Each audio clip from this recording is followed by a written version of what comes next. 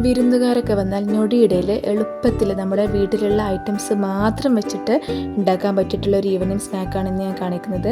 അപ്പം ഈ കാണുന്ന ഐറ്റം മാത്രമേ അതിന് യൂസ് ചെയ്തിട്ടുള്ളൂ. അപ്പോൾ ഞാൻ ആദ്യം തന്നെ വലിയുള്ളി ഇതുപോലെ ചെറുതായിട്ട് നൈസായിട്ട് കട്ട് ചെയ്തതിലേക്ക് ഇട്ട് കൊടുക്കുക. പിന്നെ ഞാൻ 2 പച്ചമുളകാണ് ഇട്ട് കൊടുക്കുന്നത്, അതും ഇതിലേക്ക് ഇട്ട് കൊടുക്കുക. പിന്നെ ചെറിയൊരു കഷ്ണം ഇഞ്ചി ഇതുപോലെ ചെറുതായിട്ട് ചോപ്പ് ചെയ്തതും, വെളുത്തുള്ളി കുറച്ച് വെളുത്തുള്ളിയും ഇതുപോലെ ചോപ്പ് ചെയ്തതും കൂടി ഇതിലേക്ക് ആഡ് ചെയ്യുക.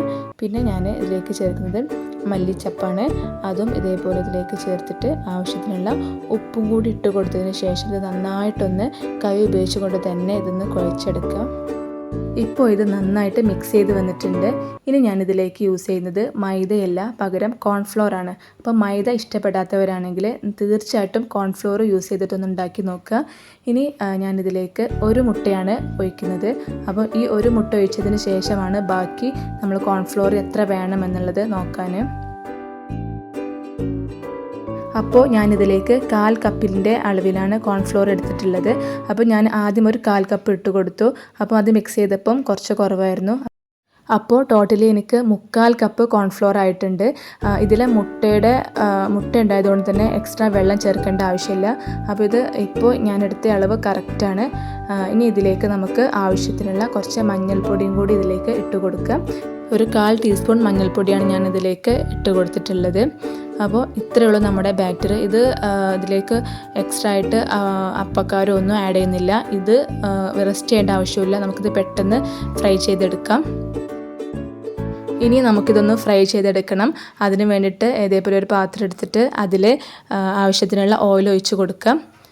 ഇപ്പോൾ ഓയിൽ നന്നായിട്ട് ചൂടായി വന്നിട്ടുണ്ട്. ഇനി നമുക്ക് നമ്മുടെ മാവിൽ നിന്ന് കുറച്ച് എടുത്തിട്ട് ഇതേപോലെ സ്പൂൺ യൂസ് ചെയ്തിട്ട് ഇതേപോലെ എണ്ണയിലേക്ക് കോരി ഒഴിക്കാം.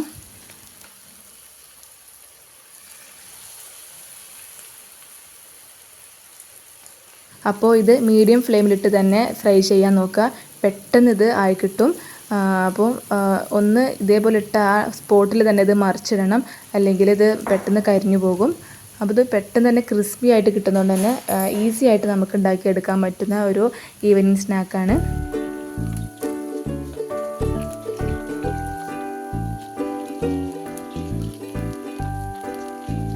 ഇതിൻ്റെ ടേസ്റ്റ് എന്ന് പറഞ്ഞാൽ നമ്മുടെ ഉള്ളിവടയിൽ നിന്നും വേറിട്ട് നിൽക്കുന്ന, അതിനേക്കാൾ കൂടുതൽ ടേസ്റ്റായിട്ട് എനിക്ക് തോന്നിയിട്ടുണ്ട് ഈ കോൺഫ്ലോർ യൂസ് ചെയ്തുകൊണ്ട്. അപ്പം നിങ്ങൾ മൈദക്ക് പകരം ഒന്ന് കോൺഫ്ലോർ യൂസ് ചെയ്തിട്ട് ഇതൊന്ന് ഉണ്ടാക്കി നോക്കുക. അപ്പം നിങ്ങൾ ഉണ്ടാക്കിയതിന് ശേഷം നിങ്ങളുടെ ഫീഡ്ബാക്ക് എന്തായാലും മറക്കാതെ രേഖപ്പെടുത്തുക.